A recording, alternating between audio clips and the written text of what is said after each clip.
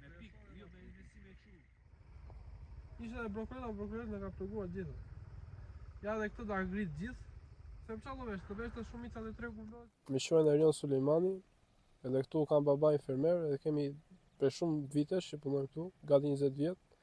Edhe erdhi babai nga Italia, edhe tha që ta vazhdonte biznesin këtu, sepse kishte edhe prindit e donte të rinte këtu. Çfarë mbillni zakonisht këtu? Zakonisht në dimër mbjellim këto kultura dimërore që janë brokol, lakër e bardhë, lakër e kuqe. Ndërsa në verë mbjellim domate, spec patxhane dhe pjepë. Prej sa vitesh jeni kthyer nga Italia dhe sa kohë keni që punoni në Shqipëri? Domethënë babai. Ka diku te 15 vjet që është kthyer nga Italia dhe që punon rregullisht rreth 10 vjet. Është një punë që ja vlen, i nxjerr mundin, fitimin. Punë për të ushqyer po që ja vlen, nuk se mendoj se ja vlen. Sepse ka shumë procese dhe edhe i merr dhe si merr atë lek.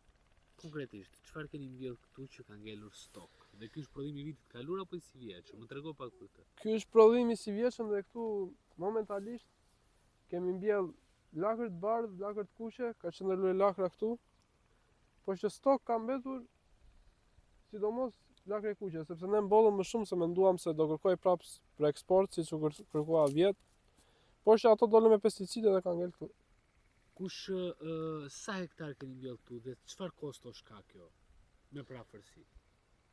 Po si vjet mbollëm shumë, diku gati te 8 hektar, vetëm lakër. Po. Dhe kostot janë goxha. Sa mund të shkoj vlera e humbjes në lek nëse flasim?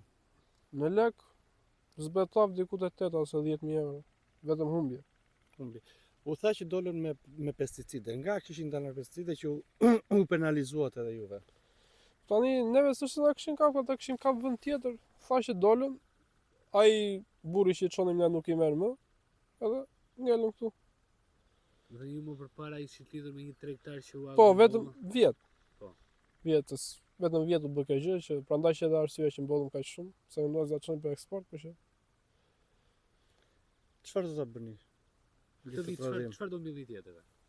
Tani e gjithë kjo toka do grihet, edhe do mbjellim ato që mbjellim gjithmonë kohën e verës. Domate, spes, patxhane, po dhe ato do mbjellim më pak. Sepse keni frikë. Po. Ku vetëm e shisni në pika të mëdha apo edhe tregtoni në përvlorë? Vetëm në pikën e madhe që është te tregu Vlorës, po dhe aty çmimet janë për tokë. Sidomos tani këto dimri që është lakra, është me 250 lekë. Që shesim ne, dhe aty është shesim me të keq, që më të shumë të e njohim njerëzit i kemi klient. Çfarë do t'i bëni gjithë kësaj? Ja idhi baktis apo do ta punoni tokën edhe iku dëm? Kjo tani është një çoban aty, vinë baktit që ha nga pak, edhe gjitha do grihet. E gjitha çashë çari ku dëm, sidomos kjo lakre kuqe. S'është e vjet fare, janë shumë kokra, ja, duket. Duke qenë se ndihmon babai dhe normalisht i ke disa informacione për të mbjell tokën, cilat janë kostot, që nga punimi te frezat e ato, sa janë rritur çmimet, mi thuj pak.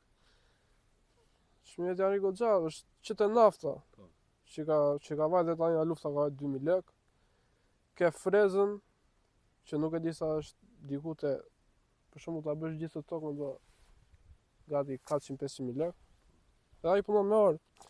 Ka pasaj fidanin që do blesh plen, do blesh shkuma, do blesh farën, punëtorët. Plerat kimike janë rritur? Po, plerat kimike janë rritur goxha. Vetëm një thes ple për të mbush shkumat ka qenë 10-15.000 lekë, ka vajtë 30.000 lekë. Ple për të mbush shkumat. DAP, nitrati, superfosfati, çajnë ato, kanë qenë nga 40 na 50, ka vajtë nga 70. Domethënë ka më shumë kosto për të prodhuar se sa fitim. Se sa fitim, po. Është thjesht sa për të ushqyer. Faleminderit. Po, dhe gjitha shesh. Po.